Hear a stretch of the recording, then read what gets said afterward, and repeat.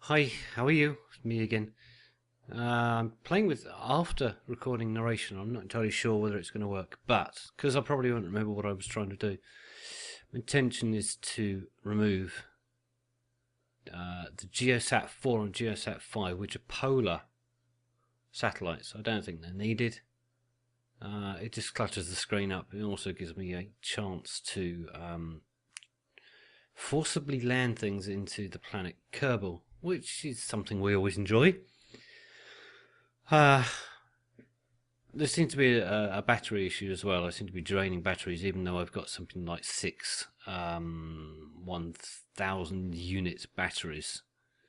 I noticed on this satellite that there was very little power, so I've turned off all but one of the dishes. And then we'll lob the thing into ground, as it were. Now, if you remember on my last episode, I landed one of my patented 3 probe launchers.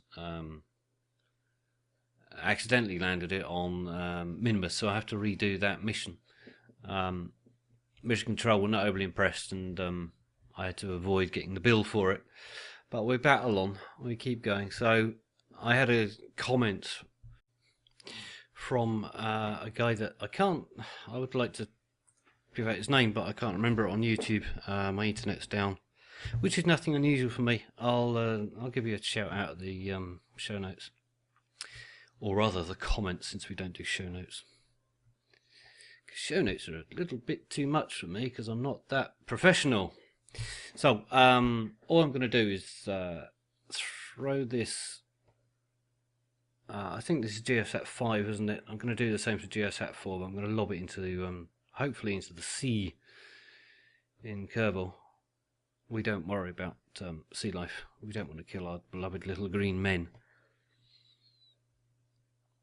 After this, the next job is to try and throw something up at Minimus. What I want to do is to actually work out what the proper ranges of these antenna and dishes are. Problem being is that yes, it's a number and it's 5 million meters, which is 50,000 kilometers, but what is that in actual space, as it were? Theoretically, I should be able to put my geosynchronous satellites up with the shortest antenna, the little the Communitron 16. This is so we've got the we burnt retrograde on Munsat 5. We're now doing exactly the same to Munsat 4. Shut down the antennas because we seem to have a power problem. At this rate, I'm going to end up ripping down all the satellites and redoing them with more power. And probably looking at the Communitrons, because supposedly with range and such, like I think somebody mentioned it, that you should be able to get a full network up with the Communitron 16s, which would make life a little bit easier, and then just have a bigger dish pointing at the active ship. So we burn retrograde. I think it's a very pretty picture that was. Well, it was until I looked at this one.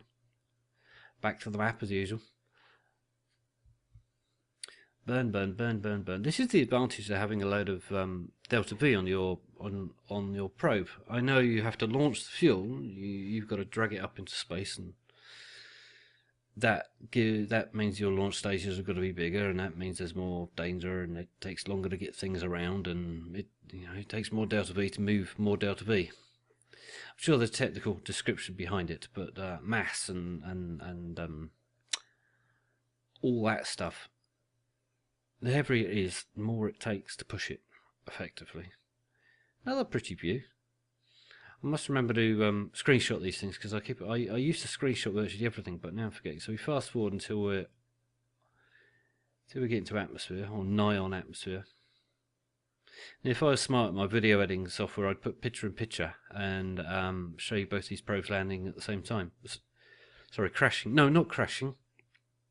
A firm landing.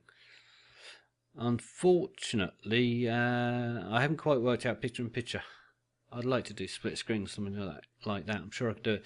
Very strange here. The antennas both of them seem to be detached, yet they're floating in space, which shouldn't theoretically happen. I guess that's a physics issue. So 2,000, 2,500. down to 2000, down to 1800, 17, 10, 10, 10. And we can see what's going to happen. I'm going to very carefully land this probe into the sea for later recovery in a million pieces. Splat. And splash. So we'll do the same with Sat5. Just for the sake, just to prove that we've actually done it, because I know you're all doubtful. There it is, disassembling itself this time, unlike the other one, which was strange, because the solar panels, or voltaic cells rather, not solar panels, Kerbal panels, Kerbin panels, should have ripped themselves off, and we've got to pause for some reason. The video is still playing, so we'll keep on going, there we go. Don't know why it paused. I do have an issue with remoteTech. Every time you change the map, once you select a rocket for the first time, or any vehicle for the first time, when you change the map, there's a 4 or 5 second pause as it changes to the map. After that, it changes constantly. It changes like normal. You press M and it appears straight away. So we go 1008 splat. Go back to the Space Center just to, I don't know, do something. There we go. We got rid of the geosynchronous satellite 4 and 5. There we go. Cheers for watching. Have fun. Talk to you soon.